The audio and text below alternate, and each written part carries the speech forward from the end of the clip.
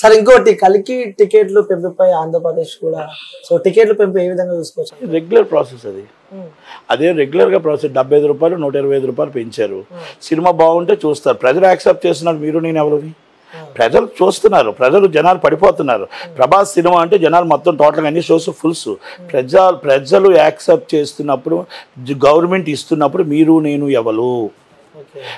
ప్రజలు టికెట్ తీసుకోకపోతే ప్రజలు గవర్నమెంట్ని ఎలా తిరస్కరించారు? మొన్న టికెట్లను కూడా తిరస్కరించారు అనుకోండి, అప్పుడు యాక్సెప్ట్ చేయలేదని చెప్పొచ్చు. ప్రజలు తీసుకుంటున్నారు టికెట్లు కనుక మన దాన్ని ఏం అనలేము. అంటే మన ఇబ్బంది పడే అవకాశాలు అంటే సామాన్య ప్రజలకు కూడా ఇబ్బంది. సామాన్య ప్రజలు టికెట్లు కొనుక్కుంటున్నారు కదా. మీరు టికెట్స్ అన్ని ఫుల్స్ వెళ్ళిపోతున్నప్పుడు మనం వాళ్ళు ఎక్కడ ఇబ్బంది పడ్డారు అనుకుంటాం? ప్రజల్లో అది రియాక్షన్ రావాలి, మనలో కాదు. ప్రజల్లో రియాక్షన్ వస్తే గవర్నమెంట్లో ఆలోచన వస్తుంది. ప్రజల్లో రియాక్షన్ లేనప్పుడు గవర్నమెంట్ ఏమంటుందంటే వాళ్ళకు 100,000 కోట్లు పెట్టి సినిమా తీసుకున్నారు, ఆ 1,000 కోట్లు పెట్టి 100 కోట్లు పెట్టి సినిమా తీసేటప్పుడు ప్రజలు రేట్లు పెంచి ప్రజలు తీసుకున్నట్టు నీకేం బాధ అంటారు కదా. నేనేమంటానంటే నా బాధ ఏమంటానంటే నాకేం బాధ లేదు. కాకపోతే ఒక అభిమానులు అందరూ కలిపి వాళ్ళు ప్రేమించే ఆ హీరోకి వాళ్ళ జీతాలు ఎంత, మిడిల్ క్లాస్ జీతాలు ఎంత, కింద నుంచి జీతాలు ప్రేమించే ప్రాణం పెట్టే ఆ అభిమాని ఎలాగైనా ఆ హీరో సినిమా చూడాలని 2,000 టికెట్లు కొనుక్కొని వెళ్ళిపోతే రిపీట్ రన్ ఎన్నిసార్లు చూడగలుగుతాడు? హీరో పిచ్చి ప్రేమతో ఆ ఫ్యామిలీ ఆకలితో ఉంటారేమో, వాళ్ళ పిల్లలు ఆకలితో ఉంటారేమో, వాళ్ళ తల్లిదండ్రులు ఆకలితో ఉంటారేమో. ఒక్కసారి పెద్ద మనసుతో మీ అభిమానిని మీరు ఒక్కసారి హీరోగా ఆలోచించి ఇది మన కరెక్టా కాదా, మనం ఎంత రేటు పెడితే మన రిపీట్ రన్ మనం చూడగలుగుతారు, అభిమానులు మనం అభిమానులను కాపాడగలుగుతామా, మన కాస్ట్ ఆఫ్ ప్రొడక్షన్ తగ్గించుకుంటే బాగుంటుందేమో, మన రెమ్యునరేషన్ తగ్గించుకుంటే బాగుంటుందేమో అనేది హీరో ఆలోచించుకోవాలా. అంటే అభిమాని అంటే ఏంటో తెలుసా? పిల్లలతో సమానం. అభిమాని అంటే ప్రాణం పెట్టేవాడు సమానం. ఆ హీరో అంటే ఎవరో తండ్రి. అంటే ఆ తండ్రి పిల్లల్ని కాపాడుకోవాల్సిన బాధ్యత ఎవరికి ఉంది కదా.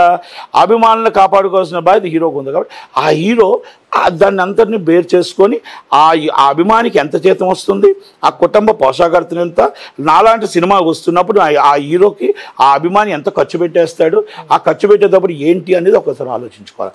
ఒకప్పుడు అభిమాన సంఘాలన్నింటికి మార్నింగ్ షోలు బెనిఫిట్స్ ఫ్రీ ఇచ్చేవారు. ఆ డబ్బునే తీసుకొని వాళ్ళందరూ బెనిఫిట్స్లోకి దండలని అదని వేసేవారు. అయితే ఈరోజు ఆ బెనిఫిట్స్ వాళ్ళు కూడా అమ్మేసుకున్నారు.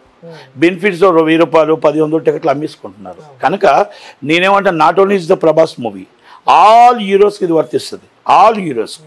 కనుక ఒక్కసారి పెద్ద మనసుతో ఆలోచించండి. మీ అభిమాని బాగుండాలి, 10 కాలాల పాటు మీతోనే ప్రయాణం చేయాలి. కనుక మీతో ప్రయాణం చేయాలంటే ఆ పిల్లలు ఆకలితో ఉండకూడదు, తల్లి ఆకలితో ఉండకూడదు, భార్య ఆకలితో ఉండకూడదు. మనకి ఆ మాటలు పలానా హీరో సినిమా వచ్చింది మేము ఈరోజు ఇబ్బందుల్లో ఉన్న మాట రాకూడదు. కనుక ఇవన్నీ కూడా మనం బేర్ చేసుకొని ఆ కష్ట నష్టాలను ఆలోచించుకొని కాస్ట్ ఆఫ్ ప్రొడక్షన్ మనం వేస్టేజ్ తగ్గించుకుంటే బాగుంటుందేమో అనేది నా సలహా, నా వ్యక్తిగత సలహా మాత్రమే ఇది. ఇది ప్రజలు అర్థం చేసుకుంటారా, లేకపోతే కింద కామెంట్స్ అడ్డమంతి ఇట్లో నన్ను ఫ్యాన్స్ తిడతారా, వాళ్ళ ఇష్టం అది. ఎందుకంటే నేను నా స్వార్థం నా ఇంటి కోసం నేను చెప్పలే, అది అందరి కోసం చెప్పాను. కాబట్టి మంచి అయితే నేను యాక్సెప్ట్ చేయండి, చెడు అయితే అడ్డమంతిట్లో తిట్టండి. ఇక్కడ పవన్ కళ్యాణ్ గారి ఫ్యాన్స్కి అందరికీ నాది ఒక విన్నపం, చేతులు జోడించి నమస్కరించి నేను రిక్వెస్ట్ చేసుకుంటుంది ఏంటో తెలుసా? రేణు దేశాయ్ గారు, అఖిరానందన్, ఆద్య వాళ్ళ పిల్లలు ఈజ్ ద పవన్. రేణు దేశాయ్ గారు ఎందుకు విడిపోయారు అవన్నీ వాళ్ళ ఇంటర్నల్ ఫ్యామిలీ విషయంలోకి మనం వెళ్ళొద్దు.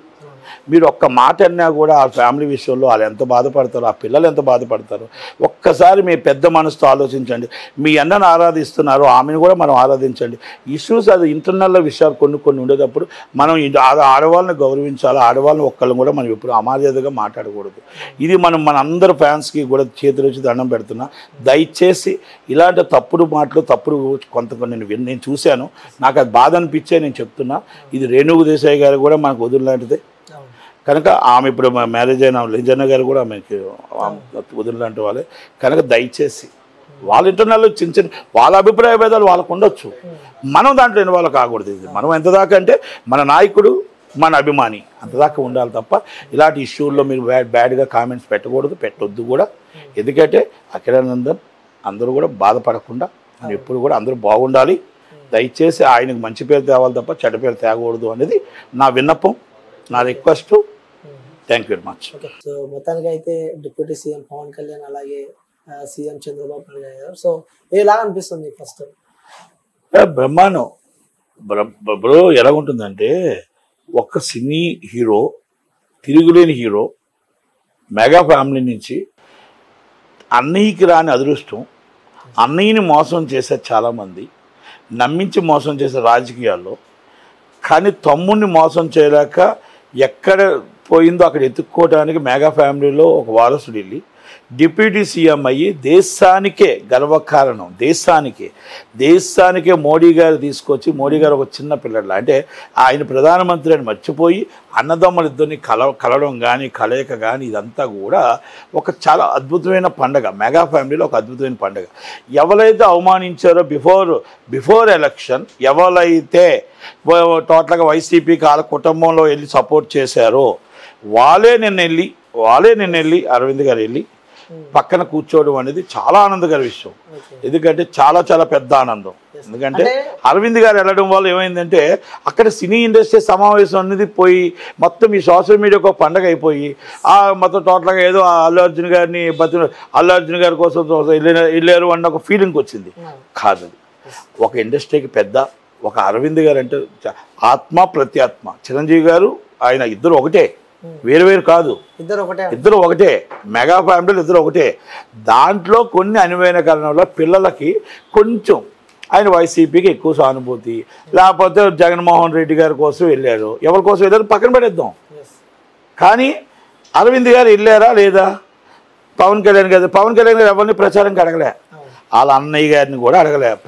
ప్రజల్ని నమ్మాడు, ప్రజల్ని ఓటేయమని అడిగాడు.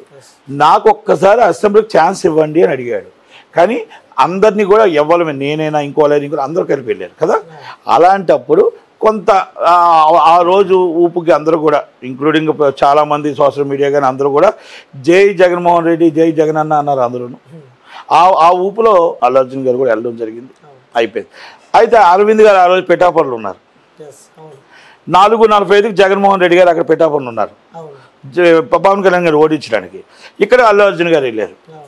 చివరి రోజు 4:45 లాస్ట్ డిప్యూటీ సీఎం అని చేసేస్తానంటే ఆయన గెలుస్తున్నాడు అనేది ఆయన తెలుసు. ఎలాగైనా ఓడించాలి అని అన్ని ప్రయత్నాలు ఆ రోజు చేశారు. మన సజ్జల భార్గవ రెడ్డి గారు అవ్వచ్చు, సజ్జల రామకృష్ణ రెడ్డి గారు అంటే పార్టీ లైన్, వాళ్ళు ఓడించాలని వాళ్ళు చూస్తారు, గెలవాలని వీళ్ళు చూస్తారు. ఇది తప్పలేదు దాంట్లో, ఇది రాజకీయం. ఇది అయితే కుటుంబం కదా, ఆ కుటుంబంలో చిన్నది బాధ అనిపించింది, అందరికీ బాధ అనిపించింది, మెగా అభిమానులకు కానీ అందరికీ బాధ అనిపించింది. ఆ బాధని నిన్నటితో మొత్తం తీరిపోయింది. అరవింద్ గారు మళ్ళీ వెళ్ళడం, అరవింద్ గారు పవన్ కళ్యాణ్ గారికి వెళ్ళడం చాలా హ్యాపీ. వెరీ పక్కన కూర్చొని వాళ్ళిద్దరూ మాట్లాడుకుంటుంటే చాలా అందరూ కూడా ఒక కలయిక అయిపోయింది. ఓకే, కొంతమంది సోషల్ మీడియాలో అల్లు అర్జున్ గారి తరపున తప్పు అయిపోయింది, బతిమలాడ కోసం వెళ్ళారు అని అన్నారు. తప్పది. ఆయన ఇండస్ట్రీ కోసం వెళ్ళారు, ఇండస్ట్రీ అభినందన తెలపడం కోసం వెళ్ళారు.